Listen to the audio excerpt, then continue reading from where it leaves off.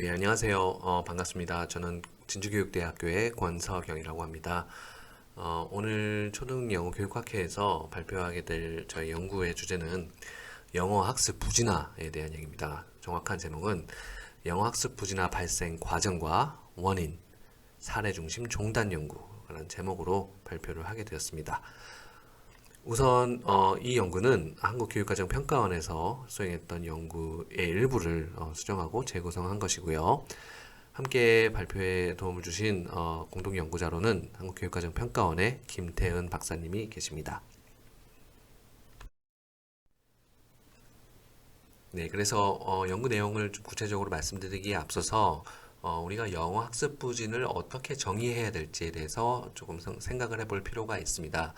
어떠한 한 가지 정의를 가지고 일반화할 수는 없겠지만 우리가 그래도 어느 정도 수준까지를 우리가 영어 학습 부진으로 볼 것인지에 대해서 같이 한번 생각해 볼 필요가 있을 것 같습니다. 먼저 흔히 우리가 뭐 알파벳도 모르는 학생도 있다라는 얘기를 많이 들었는데요.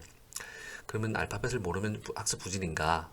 이 정도의 기초 수준까지 몰라야 정의인가? 라는 질문을 해볼 수 있고요. 아니면 영어 어휘력이 부족한 학생, 영어 단어를 많이 모르기 때문에 수업을 따라오지 못한 학생을 학습 부진으로 볼 것인가? 이런 학생도 상당히 많죠.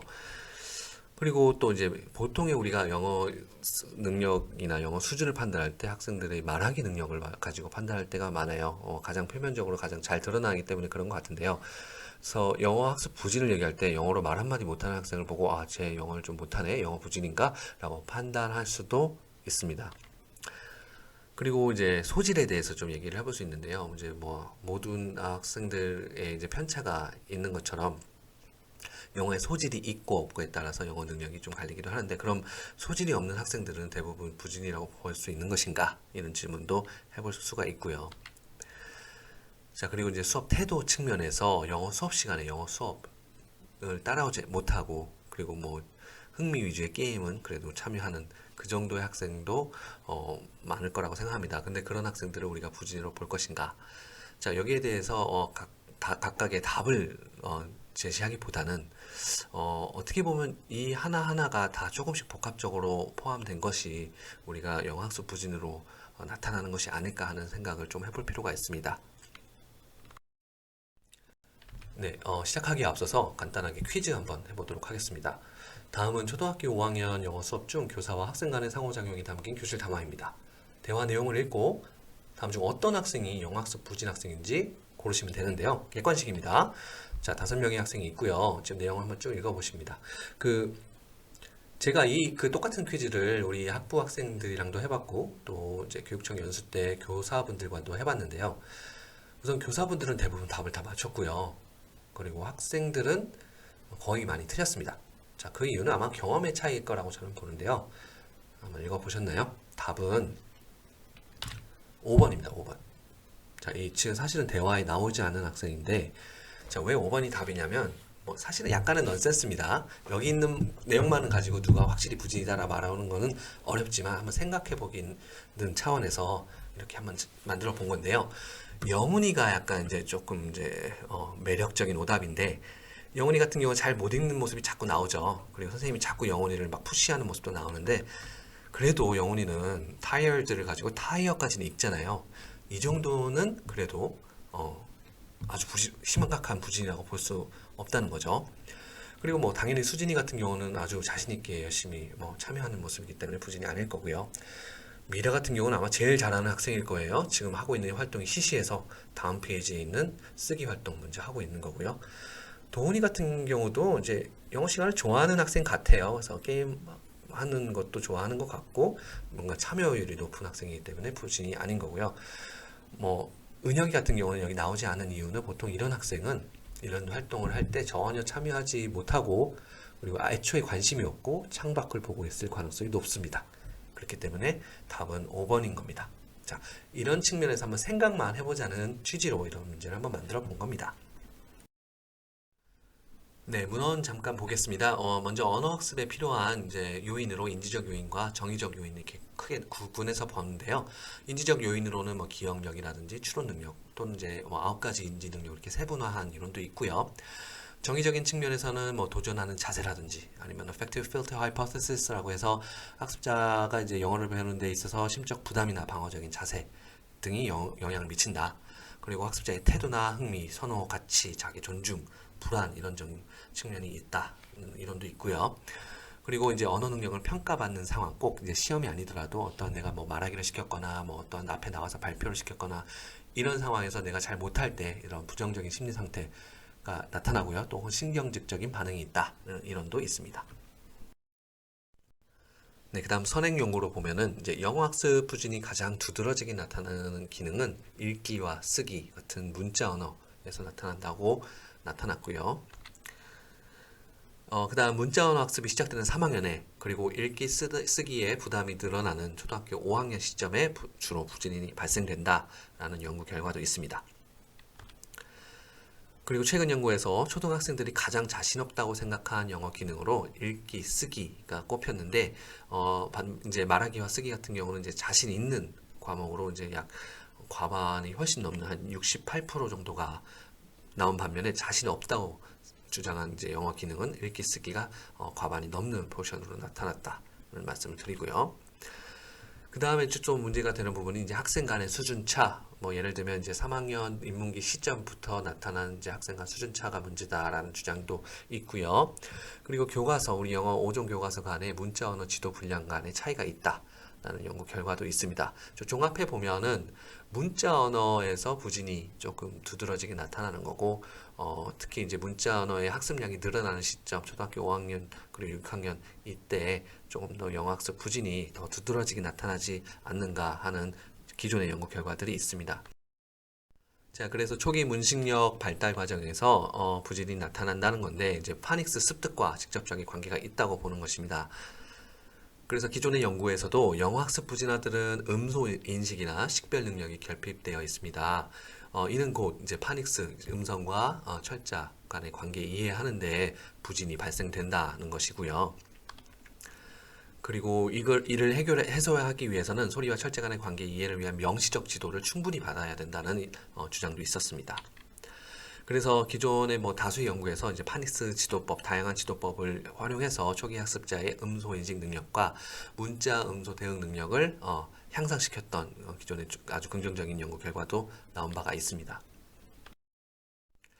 그리고 이제 읽기 능력인데요. 결국 이제 초기 문식력 단계에서 이제 영어 파닉스 를 획득한다는 점을 봤을 때 이론상으로 첫 번째 우리가 이제 언어 습득에서 읽기 능력을 발달하는 과정의 첫 번째 단계는 로고그래픽 단계라고 해서 시각적 문맥, 글자 모양, 뭔가 글자를 어떤 그림처럼 인지하는 단계에서 시작을 하고요.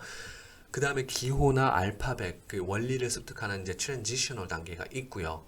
이 다음이 이제 문자와 소리를 관계를 이해해서 이제 연결시키고 조합하고 어떤 음성학적인 기억 처리를 활동하는 이제 알파베티컬 스테이지가 있습니다. 그 다음에 마지막으로 예상되는 철자 패턴, 발음을 유추해서 사용하는 오토그래픽 단계가 있는데 이때부터는 처음 보는 단어, 내가 모르는 어휘도 읽을 수 있게 됩니다. 이제 철자 패턴을 알게 되는 거죠.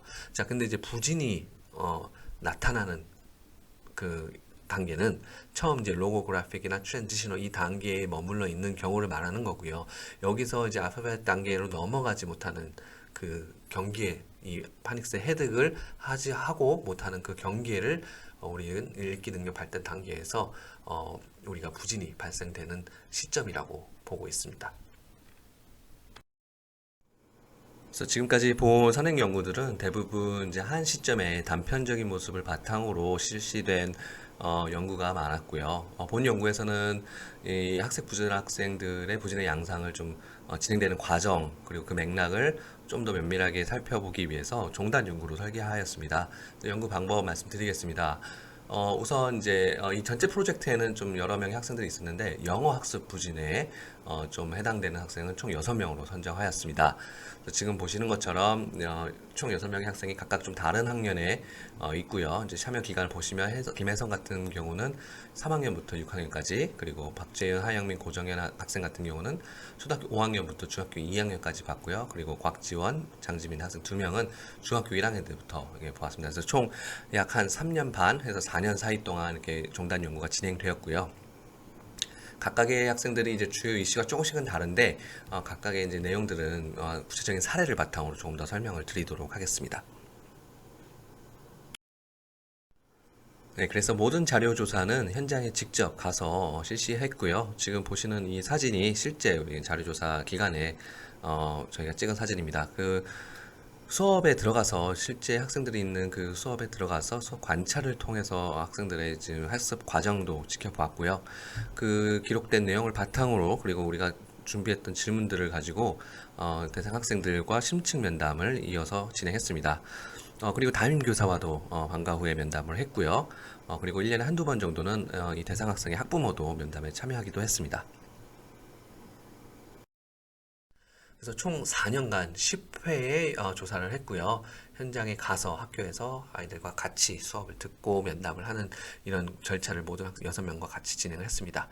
그래서 수업 관찰 면담 자료를 모두 전사해서 분석하는 단계를 거쳐서 그 자료를 병합하고 비교하고 코딩을 한 다음에 관련해서 이제 연구진끼리도 이제 연구 결과에 대해서 논의를 하고 세부 질문을 도출해서 계속해서 이제 새로운 질문들을 끌어낼 수 있는 그런 귀납적인 방식을 택했고요.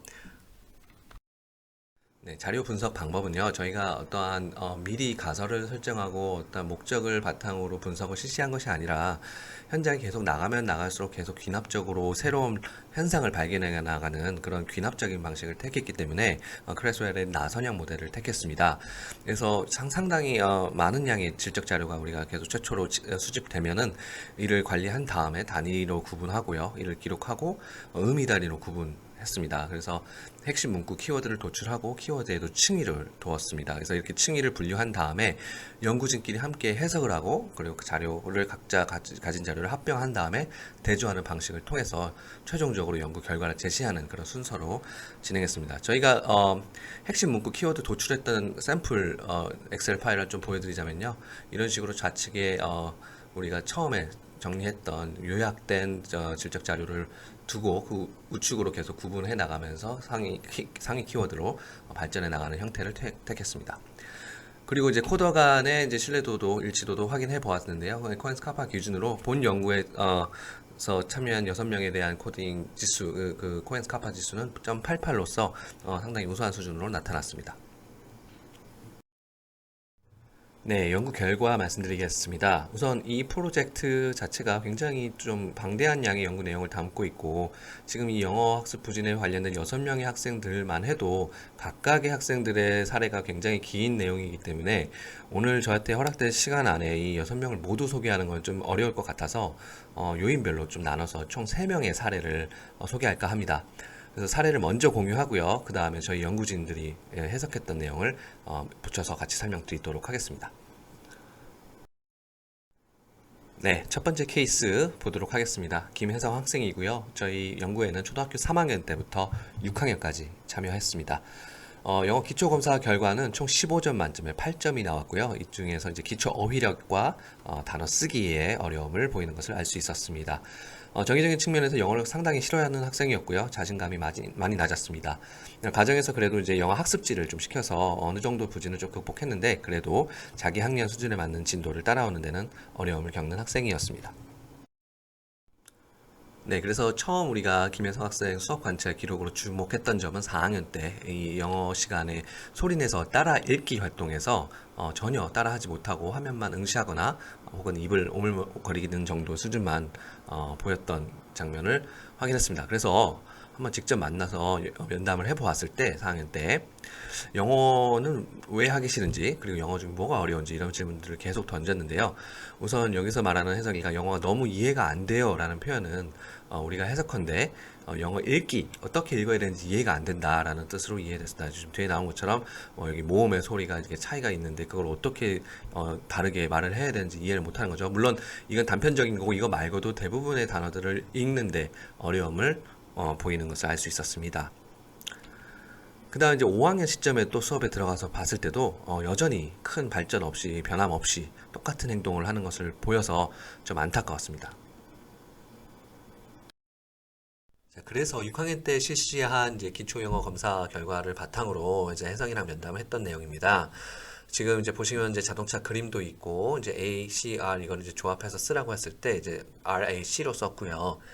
여기 잘못 쓴 것 같은데 했는데 이제 읽어보라고 했을 때도 잘 읽지 못했다. 그래서 이제 여러 가지 물어보는 과정에서 자기는 영어를 읽는 건 쉬운데 쓰는 게 어렵다라고 말을 하는데 실제로는 읽는 것도 잘 하지 못했습니다.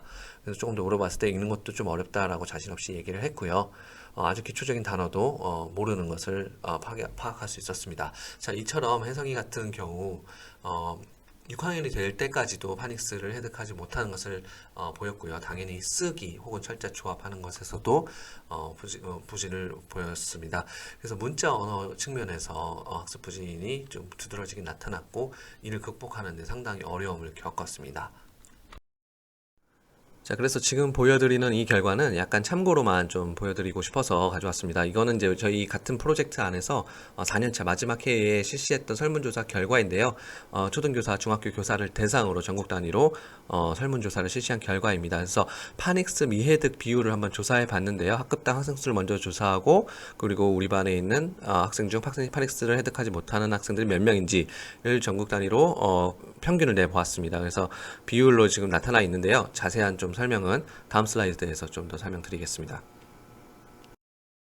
자, 지금 보시면은 초등학교 3학년은 이제 한 반에 한 22.19% 정도 나왔는데요. 뭐 이거는 크게까지 우려할 수준은 아닙니다. 왜냐하면 3학년 때는 이제 파닉스를 이제 막 배워야 될 시점이기 때문에 그렇게 높은 건 아니고요. 그리고 또 이제 아주 급격하게 떨어지죠. 이 4학년 때 되면은 19%, 19.51%까지 떨어지고요.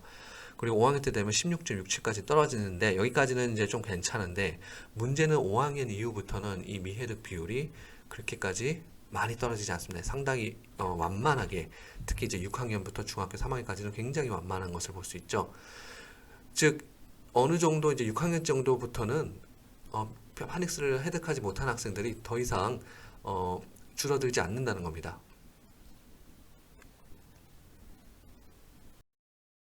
네, 다음은 지역별로도 이제 파닉스 미해득률을 좀 보았는데 지금 보시는 것이 이제 제일 아래가 대도시고요, 가운데가 중소도시, 그리고 제일 위가 읍면단인데 어, 처음 3학년 때는 이제 편차가 큽니다. 이거는 뭐 아무래도 사교육의 영향이 있을 거라고 저는 추정하고요. 4학년쯤 되면은 이제 대도시와 중소도시 차이는 크게 줄어듭니다. 이때부터는 대도시, 중소도시 비슷하게 가는데 읍면 지역은 여전히 그 미해등률이 높은 것으로 나타나고 있고요. 5학년 때는 5, 6학년 때는 상당히 큰 갭이 나타나는 것을 알 수 있습니다. 그래서 파닉스 미해능력, 즉 문자 언어에 대한 이제 부진 문제는 읍면 단위에서 좀 더 심각하다는 것을 알 수 있습니다. 예, 두 번째 케이스는 박지윤 학생입니다. 관찰 기간은 초등학교 5학년 때부터 중학교 2학년 때까지 연구에 참여를 했고요. 기초영어 검사 결과는 15점 만점에 12점으로 비교적 준수한 결과를 보였습니다. 그래도 이제 기초 어휘력이라든지 쓰기에서 좀 어려움을 겪는 것을 알 수 있었고요. 특히 이제 5학년 때부터 영어에 어려움을 호소했습니다. 이제 구체적으로는 문자 언어 학습량이 늘어나면서 영어를 어려워했고요. 특히 이제 자기가 외워야 될 단어가 많다 하면서 거기에 좀 따라가지 못하고 부진이 심화된 것으로 보입니다. 네, 재윤이 같은 경우는 일단 전반적으로 모든 과목에서 좀 부진이 나타난 학생이고요. 이제 담임 선생님 말로는 뭐 국어, 영어, 수학 다 이제 기초반에 들어가야 되는 수준인데 그 기초 진단 평가에서 이제 미달로 나오지 않은 겁니다. 그래서 뭐 잘 찍어서 나올 수도 있는 거라서 약간 이제 사각지대에 있었던 거죠. 그래서 선생님 생각할 때는 이제 영어 기초반에 꼭 들어가야 된다라는 판단을 하는 그런 면담 내용이고요. 자, 그래서 우리가 한 6학년 때 재윤이랑 면담을 했던 내용인데요. 이때만 해도 재윤이가 어느 정도는 파닉스가 된다고 저희는 판단을 했었습니다. 예를 들면은 이거 읽어보라고 했을 때 잘 읽었거든요. 뭐 조업도 읽었고 hat도 잘 읽었습니다. 그래서 너 파닉스가 되는구나 이렇게 좀 속을 수도 있는 것 같더라고요. 선생님도 마찬가지였고요. 뭐 물론 이제 좀 배우지 않았던 좀 긴 단어 시켜봤을 때 잘 못 읽었던 거는 뭐 어쩔 수 없다고 생각은 했고요. 그러나 우리가 이제 검사지 결과를 봤을 때 아까 잘 읽었던 독도 정확히 쓰지 못하는 것을 봤고요. 스윙이라고 읽을 수는 있어도 이렇게 잘 쓰지 못하는 걸 봤을 때 물론 읽는 것과 쓰는 것은 구분해서 봐야겠지만 어느 정도는 그림을 보고 아까 dog라든지 hat 같은 경우는 읽지 않았나. 철자를 조합하고 읽는 능력이라기보다는 이미 내가 이제 학습지나 이런 걸 통해서 배웠던 단어 그리고 그림 그건 시각 자료를 이용해서 읽는 편이었던 것 같습니다. 그리고 재윤이 같은 경우는 이제 뭐 파닉스 문제보다는 더 심각한 거는 영어를 너무 싫어하고 영어에 되게 스트레스를 받았습니다. 6학년 때 수업 관찰에 들어갔을 때 상당히 그 태도도 좋지 않았지만은 선생님이 뭔가 자기한테 과업을 주고 시켰을 때 거기에 대해서 굉장히 좀 스트레스를 많이 받는 모습을 보았어요. 우리가 교과서를 연필로 세게 찌른다 이렇게 기록을 했는데요. 실제로 이 장면 말고도 여러 장면에서 영어에 대한 스트레스를 표출하는 모습을 보았고요. 중학교 1학년까지 우리가 이제 이어서 봤을 때 이제 영어 선생님이 봤을 때도 뭔가 과업을 시켰을 때 뭔가 하는 척만 하지 보여주지 않는다는 겁니다. 뭔가 막 자꾸 숨겼다라고 표현을 했고요. 자, 그래서 재윤이 1학년 시점에 우리가 또 면담을 했을 때 중학교 1학년 때 어, 아까 말씀드린 것처럼 초등학교 때 재윤이는 기초 미달 진단에서 평가 미달이 나지 않아서 보충반에 들어가지 못했어요. 들어갔어야 됐는데. 근데 다행히도 중학교 때도 이제 똑같은 진단 평가를 했을 때 미달이 나와서 기초반에 들어가게 됐습니다.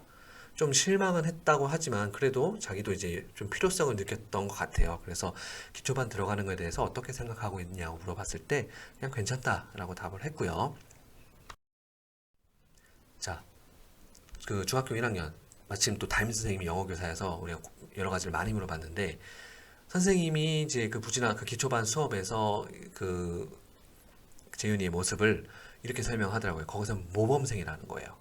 아까 정규 수업에서는 막 뭔가 계속 숨기고 숨고 이런 모습, 자신 없는 모습과는 전혀 다르게 그 기초반에서는 모범생이다. 거기서 완전히 다른 모습을 발견해서 정말 공부를 의욕적으로 하더라라고 표현했습니다. 거기서는 자기가 좀 더 잘한다는 것을 좀 표출하고 싶어 하는 모습을 보였고요. 잘 맞추고, 거봐, 내가 맞췄잖아. 이런 말도 했다고 합니다. 아직은 파닉스가 안 되긴 하지만 조금 영어에 대한 자신감도 좀 생기고 영어를 조금 더 좋아하게 되는 모습으로 변화했다. 이런 좀 긍정적인 사인을 우리가 확인할 수 있었습니다. 자, 그래서 지금 재윤이처럼 이제 초등학교 때부터 쭉 영어를 싫어하고 스트레스를 받는 좀 학습 동기가 좀 낮았던 학생들의 비율을 마찬가지로 설문조사를 좀 해보았는데요. 자, 시간이 없어서 빠르게 세 번째 케이스 보도록 하겠습니다. 고정현 학생이고요. 이 학생은 초등학교 5학년 때부터 중학교 2학년까지 관찰을 했습니다. 우리가 오늘 6개 사례를 시간이 없어서 다 보진 못하지만 좀 대표적으로 두드러지게 나는 학생을 보도록 할 거고요. 자, 이 학생은 지금 보시는 것처럼 영어 기초 능력 그 진단 평가에서 15점 만점에 빵점이었습니다. 모든 것을 다 틀렸고요. 뭐 혹은 백지로 냈습니다. 그래서 전반적인 모든 기초 능력에서 미달이 나왔고요. 자, 정인이와 면담 내용입니다.